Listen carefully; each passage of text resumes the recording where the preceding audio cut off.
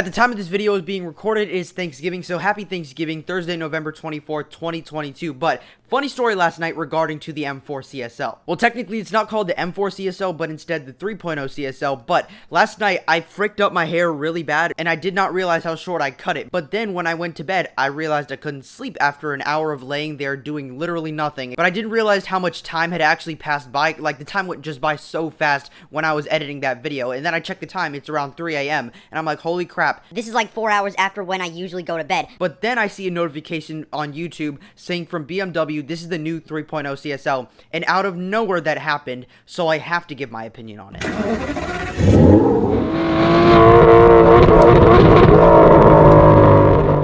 So the 3.0 CSL is a very, let's say, interesting BMW, and I'm not just saying that in a bad way, but there are some caveats that I have to discuss. But before we do, make sure you hit that subscribe button down below and turn on post notifications so you'll be notified every single time I make a new video. I do all types of videos on this channel, from everything from car reviews, vlogs, to my personal opinions, to redesigning cars, to short videos, and even informative videos. So basically every single thing a car guy would want in a YouTube channel. And again, turn on post notifications so you'll be notified every single time this little monkey makes a new video. Some BMWs from the recent times, such as the BMW iX, the BMW 4 Series, which had a lot of controversy, but I actually think the new 4 Series with the M Sport looks just gorgeous. But then we have, let's say, the XM, which actually looks pretty decent in its production form. But then we have the new i7 design, which just is a mess. And then we have the elephant in the room, which there are a lot of elephants in the room for BMW, but it is the brand new M3 and M4. I haven't seen a single good opinion on that car whenever it first debuted,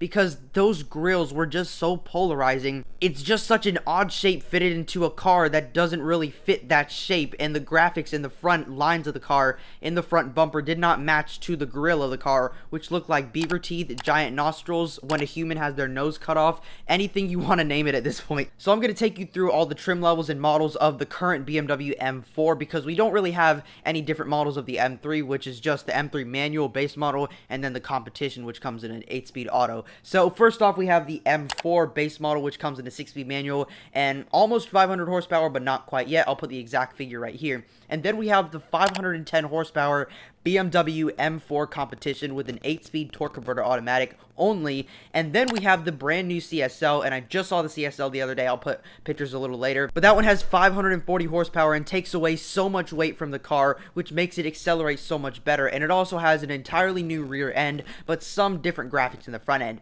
But then we go above that, which is the all-new 3.0 CSL, which kind of... So the reason why I'm kind of about it is because, well, the concept version looked just drop dead gorgeous, and, well, you know exactly what's going to happen when you go from concept to production. The new CSL is a tribute, let's say, to the older CSL, but the older CSL from the 1970s, which was the last time the 3.0 CSL nameplate has been applied to a road legal BMW, or actually any BMW in general. But the 1970s BMW 3.0 CSL looked incredible, and I saw one in person, and I was just flabbergasted. But then a few years ago, BMW showed off its all-new concept for the 3.0 CSL homage, and literally everybody loved it, because just look at this thing. It has sharp lines everywhere. It has actually really good looking styling, even though the kidney grills are actually relatively big compared to what they are producing now. The taillights are the only thing that looks nothing like the production version, but let's just take a look at the production version now, because, well, first of all, why didn't BMW exactly make the M4 look just like this? But if you think almost every single new BMW nowadays looks just hideous, well, this is proof that they can make an actually really outstanding looking car. And even though you have those kidney grills that go vertically downward, it still fits a lot better on this than it did with the M4. So my question is, why the heck did they not make this look like what it did on the M4? Because the M4, honestly, I don't hate the M4's front end, because it's something different and it stands out. The graphics on this and the body lines just fit so much better on this than it does with the M4.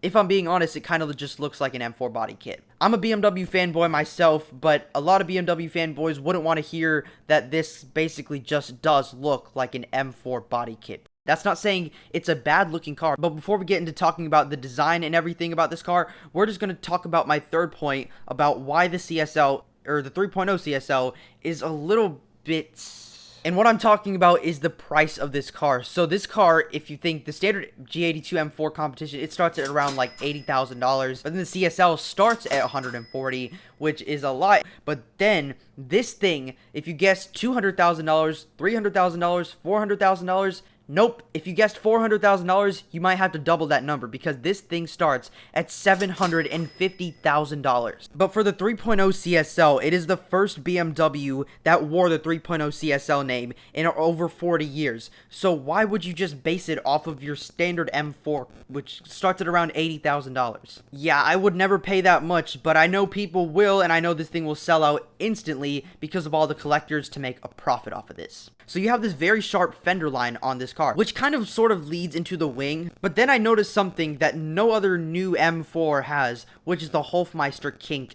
which is a little sort of kink in the little, greenhouse area when you're going into the B pillar or the A pillar or the D pillar. Literally no new M4 has had this, and it doesn't make sense to me why they didn't implement it on the normal M4. But there is so much mass hanging over the rear wheels, which honestly just makes it look a little chubby, which sort of brings us into our next point. But first, let's talk about the rear. And the wing, I absolutely love it. The taillights, I literally adore these taillights. The G82 BMW M4 has one of the nicest looking rear ends off of any modern BMW I've ever seen. But this, it's just such a downgrade. But they have to house the graphics of the wing that go down into this body line into the diffuser, which the diffuser basically looks exactly like the same one as you get on the G82 M4. But that wing also does go back into the fender line, which now let's discuss our next point, which is the lack of width, the lack of girth on this car. Its hips are not very muscular. The new 3.0 CSL seriously needs to hit the gym, so if you want to follow my workout plan, I'm just kidding. But the new CSL seriously does need to hit the gym,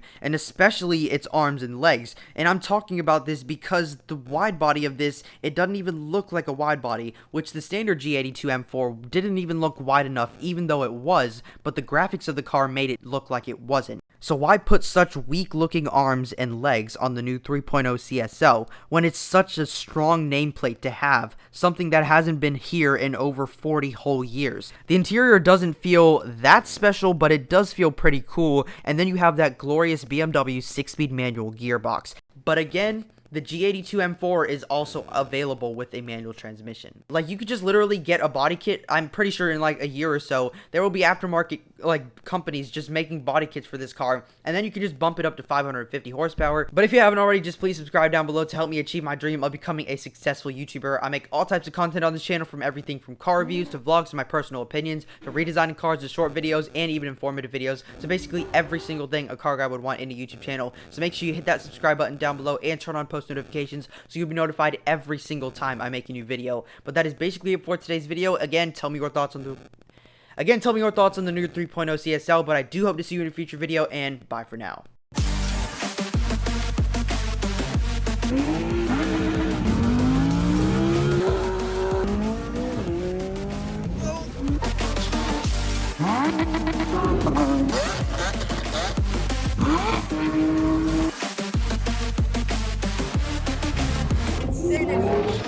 At the time of this recording, this video is... Shoot. Dang it. Oh, crap. Whoa. Really looking good car. I just said... Okay.